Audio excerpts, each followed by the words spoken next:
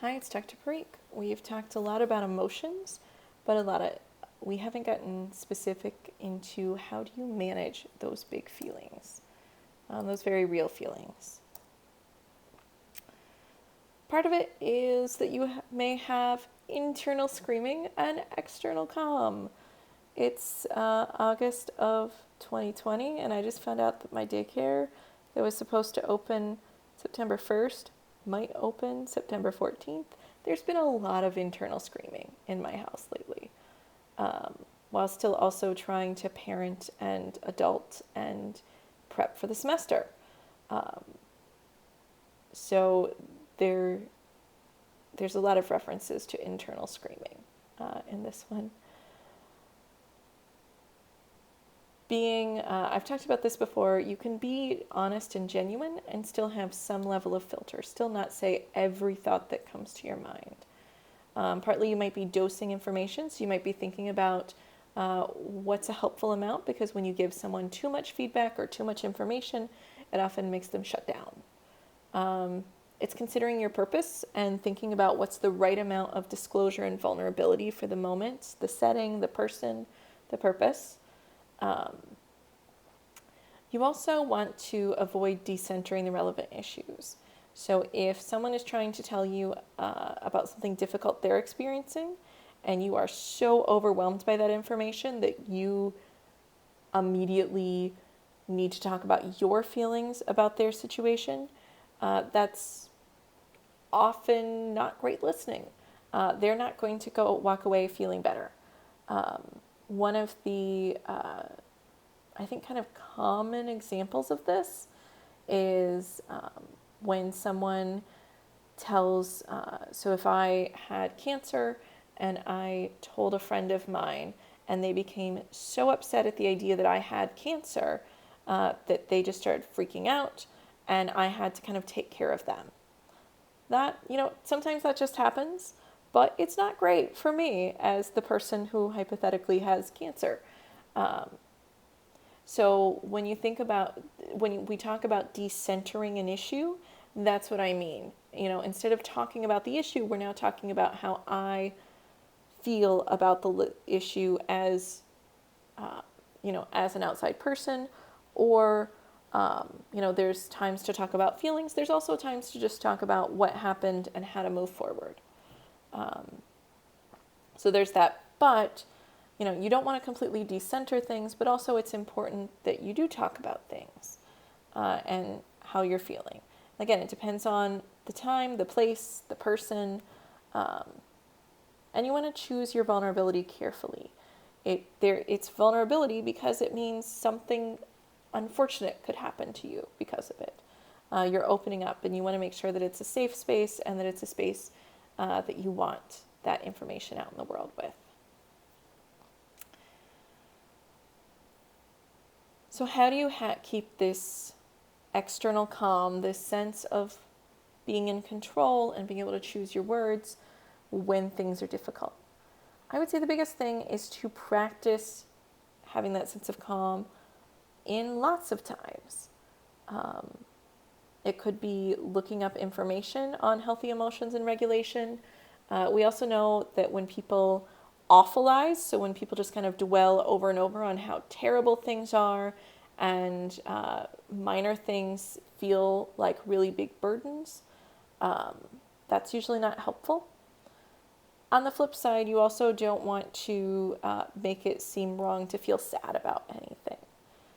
It's okay to genuinely feel sad and hurt about something, and also recognize that it's a small blip in the broader experience. An example for my week, a couple days ago, we took my son to the ocean. He's been once or twice before, but it was the most time he'd spent playing in the water. I took some pictures.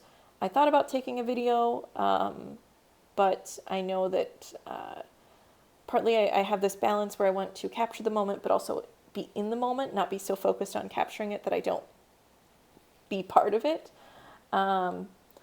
And so I chose not to take video because I thought, I'll get the water and I'll get his giggles from the live photos. Got home, uploaded photos, told my grandma I would make a photo into a video so she could hear the giggles. found out that my phone was not set to take live photos and had not been for some time. And I absolutely lost it. As I've mentioned, it's been a rough week, but I just cried hysterically because there's so many things that have not gone to plan, so many milestones that we didn't get to do this summer, and it would never be his first time loving the beach like that again. And it was just gone. And, I got really nice photos. I did get those nice photos. And as part of me, feeling the angst of my child is growing and he might not giggle like that the next time. So there was a lot there. And it's this balance of being okay with that being painful and me being really sad that I don't have a video of that moment. And also recognizing that those are feelings and there's a bigger context for them. And, all in all, this is one experience out of many, and I did get nice photos. It's not like I didn't get nice photos. And I got to go join the moment instead of standing back and spending too much time videoing and photographing my spouse having the moment. So I don't want to say an extreme either way.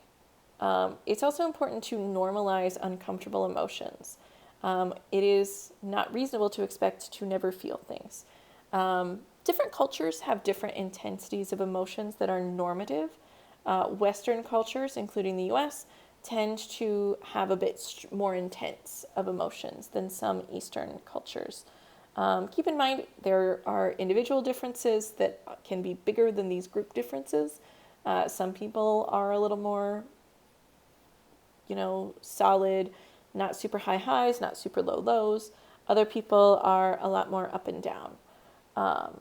There are some gender norms to that as well.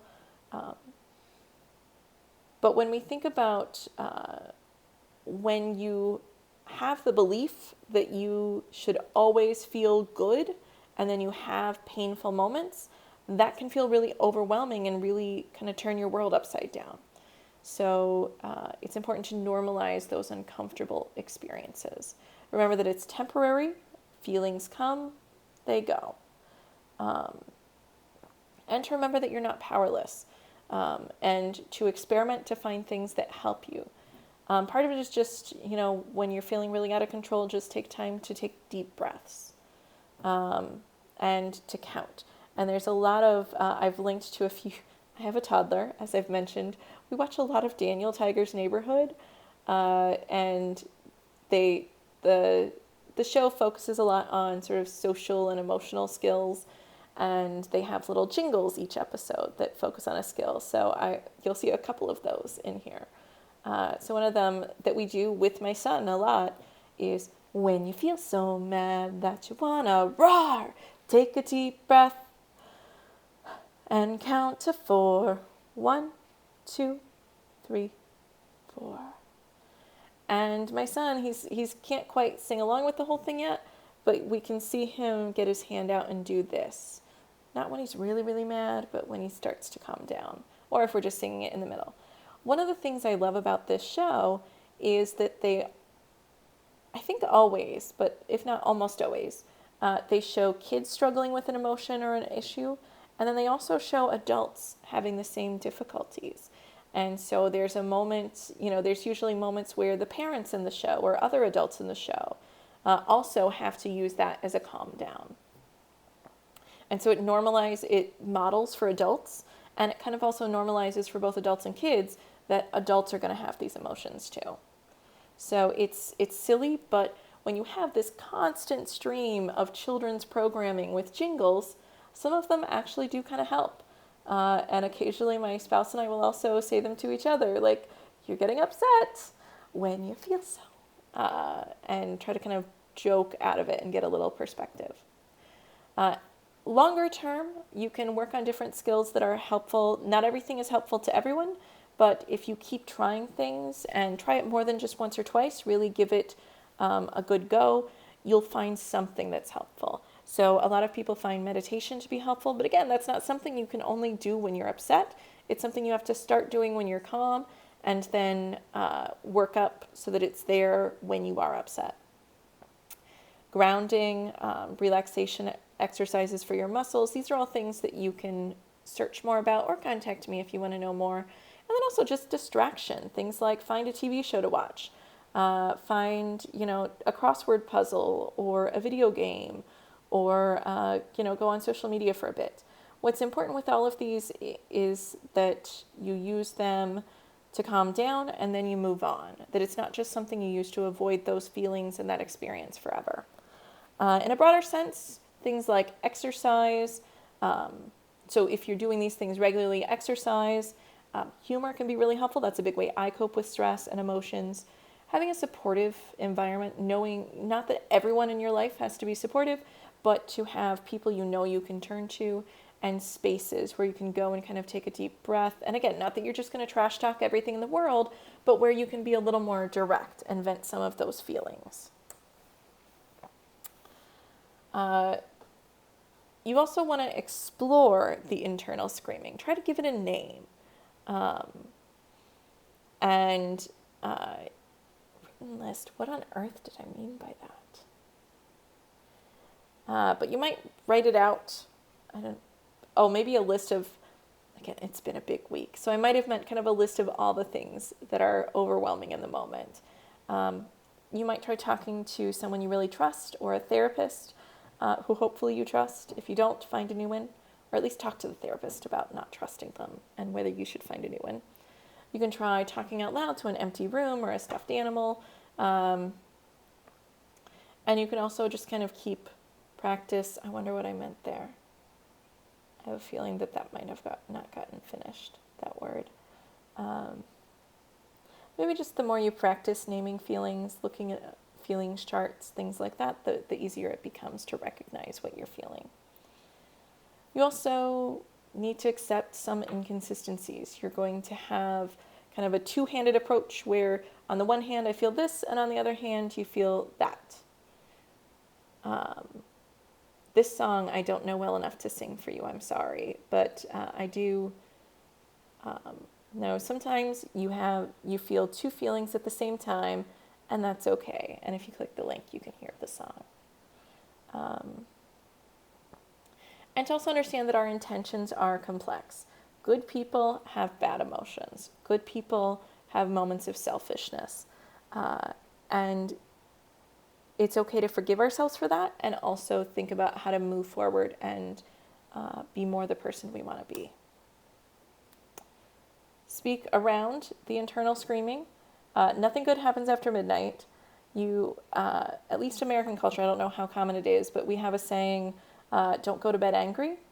That's a terrible idea. Just go to bed sometimes. One of the issues is that there's a point where you cannot function. You cannot engage effectively. With my toddler, there's a point when he is really screaming and stomping. He can't hear us. He can't process the words that we're saying. He just needs to ride out that wave of emotion, and then we kind of just keep offering opportunities to come back in and re-engage. And once he's re-engaged, we work on calming down, and then we work on moving forward. The Gottman Institute, you'll hear me talk about them a lot when we talk about systems and relationships. They study relationships. They have their love lab that has all sorts of measures of things like heart rate and respiration. I have you watch a video of that later near the end of the semester. But they talk about flooding, which is when you have this rush of intense emotions. And once that happens, you really cannot engage effectively. You just have to calm down. So it might be taking a 20-minute break and coming back. It might be saying, I am so angry, but I'm just going to go to bed for the evening, and we'll try again in the morning. At a minimum, you need to acknowledge that these intense emotions are making the process, are making it difficult to make progress, and think about what to do. I statements are helpful for centering your feelings, but in a way that is reasonable to the other person and gives them a way forward. The book also talks about finding a way to be curious about the other person's experience. And then last but not least, it's just practice. I guess that is what I meant with the last one. Just the more you do it, the better you get at it. It won't go super smoothly the first time you try, probably, and that's okay. Thanks. Bye.